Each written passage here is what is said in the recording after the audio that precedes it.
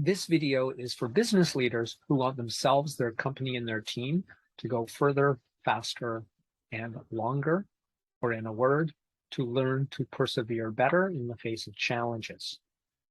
So watch to the end of this video for bonus material on grit and some of the research behind that, and my recommended video on growth mindset and how it causes real earned self-esteem regardless of the age and level of the individuals involved. This is actually a logical extension to what I did last week, which was a week on mastery. So this is zooming in on a specific foundational skill that underlies mastery, which is perseverance and grit. So most people, and by most people I mean most adults, quit or would quit long before even the most naturally talented or highest aptitude people would have reached any measurable level of proficiency at a new skill they've never done before, unless they have some compelling reason to do so.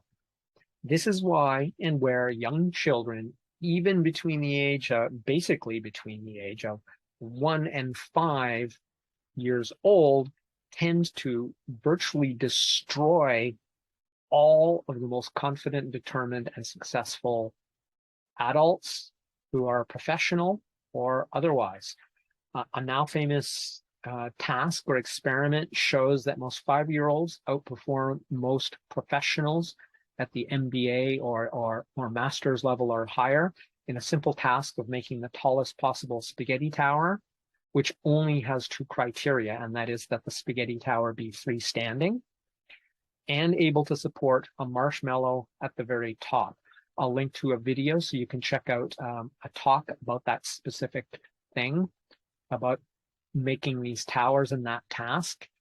Should be pretty interesting stuff for you. And then another one, which was an article by the Harvard Business Review about the same task, and the very few categories of adults who actually beat the 5-year-olds, most of whom were people like, I believe it was CEO's assistants or engineers and architects. That is, those who are experts in structures, and not significantly by a lot did they beat the 5-year-olds. So one of the most likely reasons for this to happen is that the reason that kids can best adult competitors at this task is the lack of fear or even the conception of the idea of failure in the context of this task. So then they tend to, when they're trying this task, the little kids that is, they tend to try many times and quickly learn what works from real world experience and experimentation, or what adults would think of as failure, which is literally them being brilliant little scientists. That is, they're using empirical derivation to decide what works. They don't know, but they give the engineers and the architects a run for their money, even though they're 5 years old and have no knowledge of structure. So as the time limit approaches, what the young kids tend to do is they quickly put together their final 1 or 2 towers. If the first one fails, they'll make a second version, a second final version, based on all the stuff they've learned. So the kids maybe build 5 towers in the time limit. The adults typically build just 1. Something to be learned from that. So on average, the kids build towers that are significantly taller than those built by the adults with master's degrees and higher. So today's lesson is basically that you learn grit and behave and believe like a young child, 5 years old or younger. So I think they're thinking kind of along these lines. So think of these as mindsets that is likely that a child of this age is thinking. I'm not good at this yet. I'm just learning. So everything is practice. I'll try my best, learn from it, and improve on my next try. I'll keep trying until I succeed. What's failure? I have it phrased in a different way. I'll keep the language clean today, but what on earth is failure? Let's say that. Think of it this way. If toddlers had the same attitude as the average adult about learning, success, and trying, our whole society would be one that would be crawling around. We wouldn't need shoes. We would need knee pads because we would be crawling rather than walking. The amount of effort it takes a toddler, to learn how to go from crawling to walking takes much longer than most adults will try any new skill before quitting it unless they have some compelling reason. And it could be their risk of being unemployed, but some compelling reason to persevere as long as toddlers do without any reason other than the fact that they want to do it with their own intrinsic motivation and the fact that they have much better mindsets than adults about learning.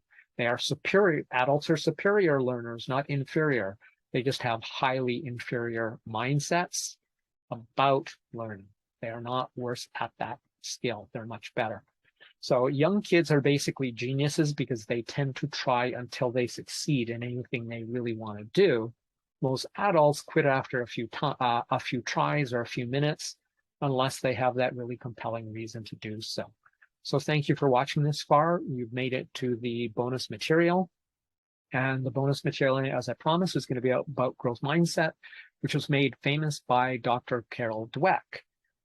But honestly, any observant and experienced teacher could have told you the same thing.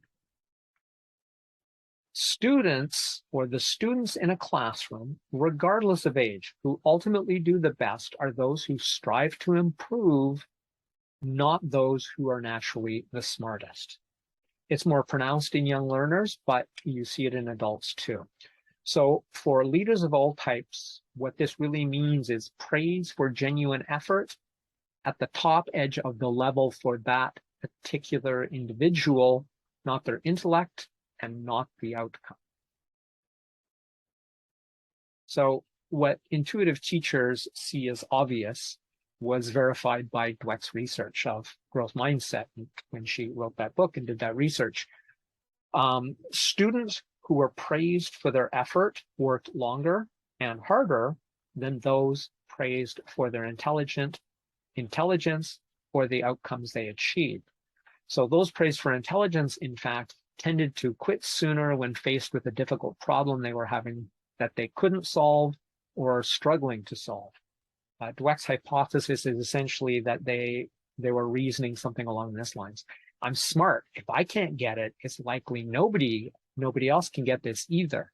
Or they abandoned the effort because they decided they would rather preserve their reputation as smart rather than face the reality that there was a task that even at their level of smartness, of their intellect, there were problems that they could not solve. They tended to quit and preserve their reputation as smart rather than to continue to persevere like the less talented, more determined students did.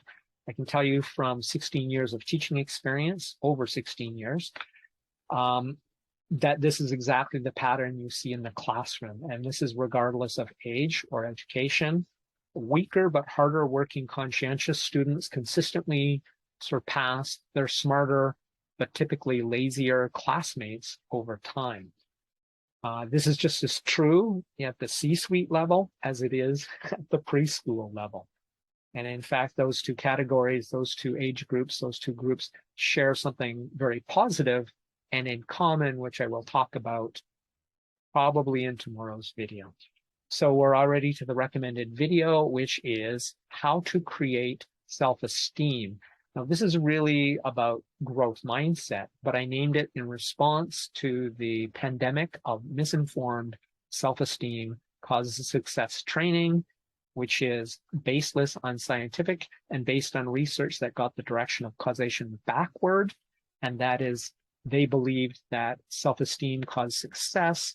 And Roy Baumeister and a group of his colleagues way back when this research was happening did a meta-analysis and found out that that was a total backward causation. Turns out, surprise, surprise, that success causes self-esteem.